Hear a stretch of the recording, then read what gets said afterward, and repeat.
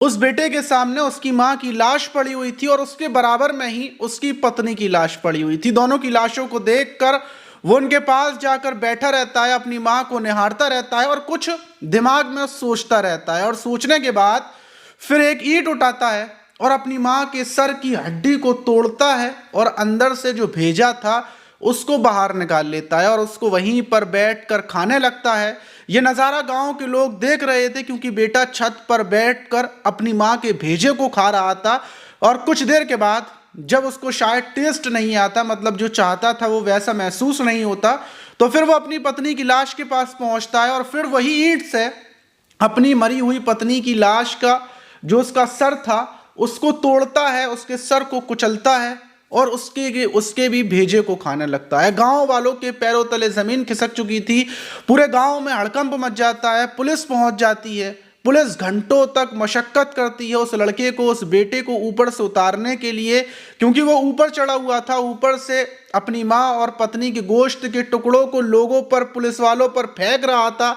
हर कोई घबराया हुआ था, लेकिन घंटों की मेहनत के बाद उसको पकड़ लिया जाता है। अब सवाल ये था कि आखिर उसने अपनी माँ और पत्नी की हत्या करनी क्यों की और फिर वो उनकी लाश के टुकड़ों को क्यों खा रहा था।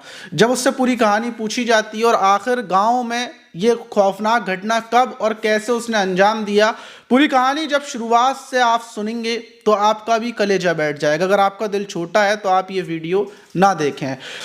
तो दोस्तों, मेरा नाम माज है, उम्मीद है कि आप सब अच्छे होंगे, सुरक्षित होंगे। और जो आज की घटना है वो उत्तर प्रदेश के कुशीनगर जिले की और वहीं का अहिरोली थाना है और उसी थाने के अंतर्गत एक गांव पड़ता है, परसा गांव। 12 जनवरी की दोपहर 2 बजे का टाइम था। सारे लोग अपने अपने कामों में लगे हुए थे कि उसी टाइम पर लोगों की नजर पड़ती है कि वो देखते हैं कि वहां रहने वाला सिकंदर, जिसकी उम्र 30 साल है, वो अपनी पत्नी प्रियंका के साथ आ रहा है, टहलता हुआ और लड़ता हुआ आ रहा है, बहुत ज्यादा चीख पुकार करता हुआ आ रहा है। कुछ देर के बाद जब वो अपने दरवाजे तक पहुंचता है तो पत्नी का हाथ पकड़कर अंदर ले जाता है और फिर थोड़ी देर के बाद चीख पुकार की आवाजें आने लगती हैं। इस बात को आधा घंटा गुजरता है और आधे घंटे के बाद जब उसकी पत्नी छत पर आती है तो वो पत्नी को मारने की कोशिश कर रहा होता है। बीच में उसकी माँ आ जाती है और माँ के एक सर में डंडा पड़ जाता है। फिर क्या था, चीख पुकार का आलम मच जाता है। जो उसकी पत्नी प्रियंका थी वो भी चीख रही थी और ये चीखों की आवाज़ सुनकर गांव वालों का ध्यान सीधा सिकंदर के ऊपर जाता है। वो सिकंदर को रोकने के लिए सिकंदर के घर में घुसने की कोशिश करते हैं, लेकिन दरवाज़ा बंद था और ये नज़ारा गांव वाले देख रहे थे और सिकंदर अपनी माँ और पत्नी के ऊपर डंडों से ताबड़तोड़ वार कर रहा था और वार करते करते उन दोनों को इतना मारता है कि दोनों छत पर गिर जाती हैं। फौरन जो गांव वाले थे वो पुलिस को फ़ोन करते हैं और पुलिस को फ़ोन करने के बाद पुलिस पहुंचती है। जब तक पुलिस पहुंचती है तो सिकंदर ने दोनों को मार दिया था। दोनों ज़मीन पर पड़े हुए थे और फिर वहीं पर पड़ी हुई ईंट से दोनों के सर को कुचल कर उनके सर का जो लोथड़ा था उसको तोड़ तोड़ कर खींच कर उनको खा रहा होता है। गांव में हड़कंप मच जाता है। चारों तरफ से गांव की भीड़ वहां पर पहुंच जाती है।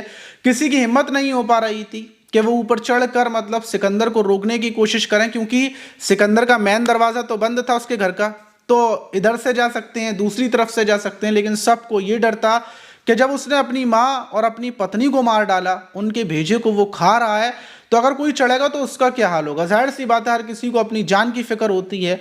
पूरी गांव में हजारों की भीड़ वहां पर इकट्ठा थी। पुलिस पहुंचती है और पुलिस वाले पड़ोसियों की छत से चढ़ने की कोशिश करते हैं। वीडियो आप जो साइड में फोटो देख रहे हैं इसमें देख सकते हैं कि पुलिस वाले चढ़ने की कोशिश करते हैं और जो ये सिकंदर था ये अपनी माँ के भेजे को निकालकर, पत्नी के भेजे को निकालकर पुलिस वालों के ऊपर फेंक रहा होता है। पुलिस वाले पीछे हटते हैं, लेकिन उसी बीच एक सिपाही पीछे से घूम कर जाकर जो सिकंदर छुपा हुआ था वहां से सिकंदर को पकड़ लेता है। सिकंदर दीवार के पीछे छुपा हुआ था और सिकंदर को पकड़ने के बाद सब लोग उसके ऊपर टूट पड़ते हैं। उसको नीचे लटका कर लाया जाता है। गांव वालों भी उसके ऊपर टूट पड़ते हैं। उसको बहुत मारा जाता है और पुलिस उसको जीप में डालकर थाने की तरफ ले जाती है। और फिर उसके बाद जब माँ और उसकी जो पत्नी की लाश थी प्रियंका की, उनको देखते हैं तो आप सोचने पर मजबूर हो जाएंगे कि कोई यकीन नहीं कर पा रहा था। क्या माँ का पूरा सर कुचल दिया था उसने, ईंट से कुचल कर। पूरी छत पर माँ और पत्नी का भेजा बिखरा हुआ पड़ा था, उसी को वो खा रहा था। और फिर पुलिस दोनों की बॉडियों को पोस्टमार्टम के लिए भेज देती है। अब सवाल ये था कि आखिर क्या मामला हुआ और ऐसा कैसे हुआ, वहीं जो ये सिकंदर था, सिकंदर का साला यानी कि प्रियंका का भाई मौके पर पहुंचता है। अब पुलिस पूरे गांव वालों से पूछताछ शुरू करती है। सिकंदर के बारे में पूरी उसकी कुंडली को खंगाला जाता है कि आखिर उसने इस घटना को क्यों अंजाम दिया, उससे भी पूछताछ की जा रही होती है। तो पुलिस जब सिकंदर के बारे में पता करती है तो पता चलता है कि सिकंदर की 4 बहनें हैं, जिसमें सबसे बड़ी बहन शीला, दूसरी बहन प्रतिभा, तीसरी बहन शोभा और चौथी बहन सविता। इन चारों बहनों की जो शादी, मतलब 3 बहनों की जो शादी की थी वो सिकंदर के पिता बनवारी गुप्ता ने की थी, लेकिन उसके बाद उनकी मौत हो गई। सबसे छोटी बेटी जो सविता थी वो रह गई थी और एक ये सिकंदर रह गया था। सिकंदर इकलौता था अपनी 4 बहनों में। वही पिता की मौत के बाद अब जो ये जो मतलब सविता अकेली थी, तो सविता की शादी कैसे होती, तो इसकी शादी करने के लिए जो 3 बहनें थी बड़ी बड़ी, ये लोग पैसे इकट्ठे करती हैं। और उस टाइम पर ये सिकंदर 2 साल पहले सऊदी अरब में मतलब ड्राइविंग का काम कर रहा था।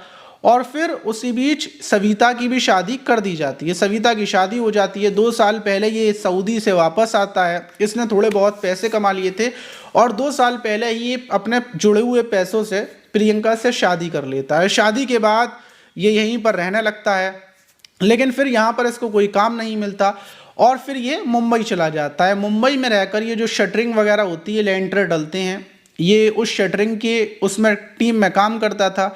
तो 2 महीने में एक बार ये अपने गांव का चक्कर लगाया करता था, लेकिन वहां पर रह रहकर जो ये शटरिंग का काम करता था वहां पर रहकर इसको शराब पीने की लत लग चुकी थी। और दूसरी चीज, वहां जो कारीगर मजदूर होते हैं वो गांजा फूकते थे, तो ये गांजा भी पीने लगा था। वहीं ये जनवरी में वापस आता है और जनवरी में जब ये वापस आता है तो इसकी पत्नी और माँ थोड़े बहुत इससे पैसे मांगते हैं। घर का खर्चा कैसे चलेगा, पत्नी भी पैसे मांगती है, लेकिन ये पैसे देने से इनकार कर देता है। वहीं 10 जनवरी को इसकी पत्नी अपने मायके चली जाती है। मायके जाने के बाद वो वहीं पर रह रही थी और 12 जनवरी को ये अपनी पत्नी को लेने पहुंचता है। उस टाइम पर ये शराब पिया हुआ था। जब ये पत्नी को लेने जाता है तो फिर रास्ते में ही इसका पत्नी से विवाद हो जाता है। ये बताता है कि पैसों को लेकर फिर पत्नी इससे पैसे मांगने लगती है और रास्ते में विवाद होता है। विवाद होते हुए घर पर आता है और घर पर आने के बाद फिर जब और ज़्यादा विवाद होता है तो ये गुस्से में अपने घर से चला जाता है। वहीं इसका साला बताता है कि अपने घर से निकलकर 8 किलोमीटर दूर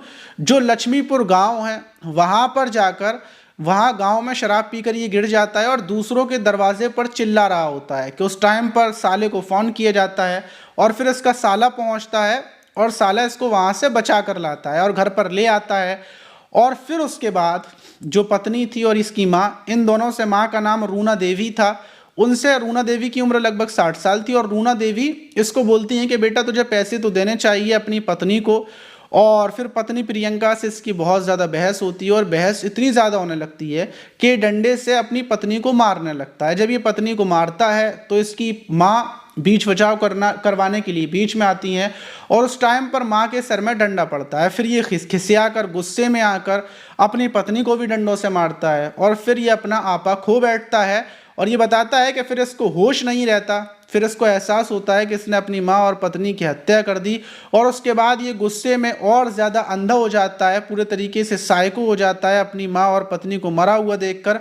और फिर ईंट से उनके सर को कुचलता है। इसका मन था कि ये बस गुस्से में, इसको खुद याद नहीं है, इसका ये कहना है कि बस इसका मन था कि मरने के बाद अब इनके साथ और ज़्यादा बुरा कैसे कर सकता हूँ। तो ये दोनों के सर को कुचल कर उनके जो भेजे थे उनको खा रहा था और इसको कुछ भी होश नहीं है, कुछ भी याद नहीं है।